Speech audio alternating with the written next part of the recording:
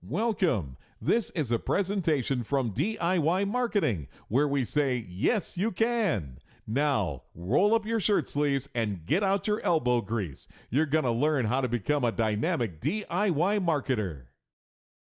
Hi, this is Lauren Darr. I am coming to you from DIYmarketing.tv, and today we are going to get you prepared to have fabulous brainstorming sessions.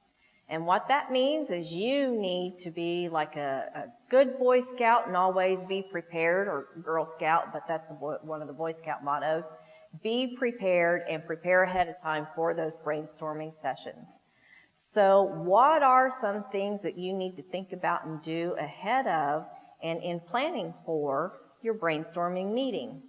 Well, first of all, and maybe a little obvious to some, but to others not, is you need to pick a specific topic. You need to have a concise reason for coming together for your brainstorming effort. People put a lot of time and energy into this, so you need to be properly prepared. Are you brainstorming on a product, a full product line, a brand, a division of a company, a program, a specific promotion, or maybe even a specific trade show with some theming surrounding that?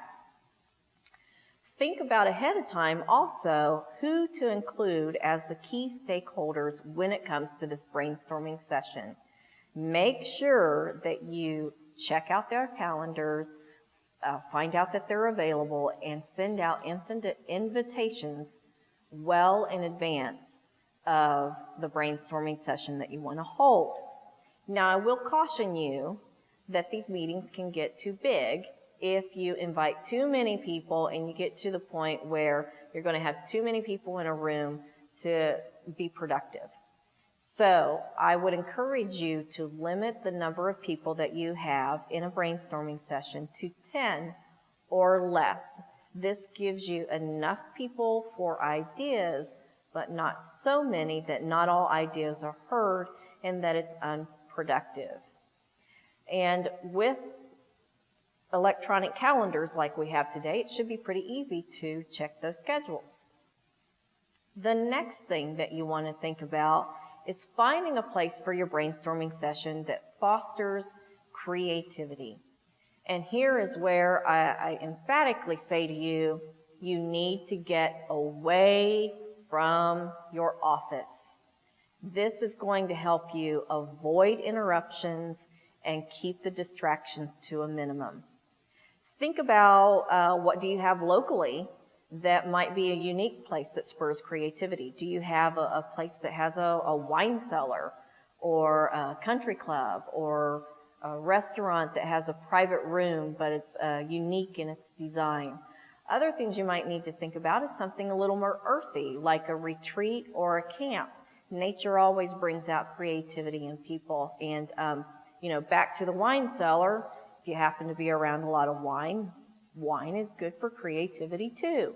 In looking at your venue, make sure that wherever you hold your brainstorming session, you're going to have enough area to post ideas up around the room so that they are included in everyone's thought process visually during the entire brainstorming session. Whether that's a dry erase area, or you have the great big post-it notes that you can hang up, make sure that you have areas where you can post those types of things. The next thing I want you to do, and some might think this is a little quirky, or I'm too stiff to do something like that, but I would encourage you to do it, and especially if you're dealing with people that tend to be a stiff crowd. And I'm chuckling because I've dealt with a lot of these situations in the past when it comes to getting people together. But get creative toys, quote unquote. Make sure that you, ahead of time, go get some markers in all different colors, and crayons, and post-it notes, and even colorful toys that you can put together, like Legos, or the little cootie bugs that you can get.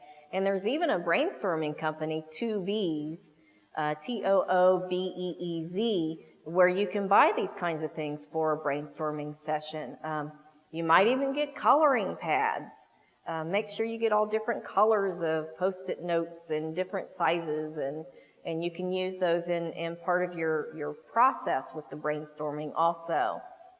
One thing that you might consider for your brainstorming session, and of course this depends upon your budget, is to have what they call a graphic facilitator. This is someone that can facilitate a brainstorming session and walk you through the elements in the process, or even a graphic recorder, someone that can visually record all of the ideas as they're being thrown out by the members of the group that you've brought together. So also, get these ahead of time.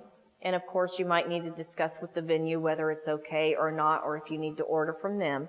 But make sure you have that fuel to keep you going. That's snacks and food and drinks. If it's going to be a longer session and you're going to need to include a lunch, make sure you do that. But at all times, make sure you have like sugary and salty snacks available. I always think that the sugar provides more brain fuel and helps you become more creative. Whatever you do, don't have too heavy of food during the process, or otherwise you're going to get that after lunch syndrome where everybody's going to want to go to sleep. Now, if you're the person that is organizing this brainstorming session, make sure that you arrive ahead of time. Make sure you put these things out and everything's ready. All of the people have what they need for the brainstorming session itself. And you might want to think about the breakout areas. Will you have breakout areas in the room, or will you have breakout areas in separate rooms? And think about the seating. Do you want to mix up the seating, let everyone choose where they sit, or will it be more creative to limit that and assign some seating? It all depends on your organization and how that works. Also, make sure that ahead of time you prepare an agenda and have that hanging up so that you can jump right into the brainstorming session when people get there, so you're not wasting anyone's time.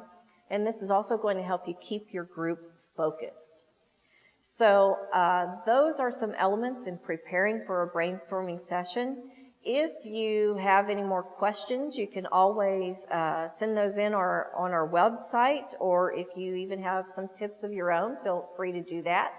But we also offer a booklet on the website on brainstorming itself overall, so you might want to check that out. And this is Lauren Darr, and I thank you for joining us at DIYmarketing.tv.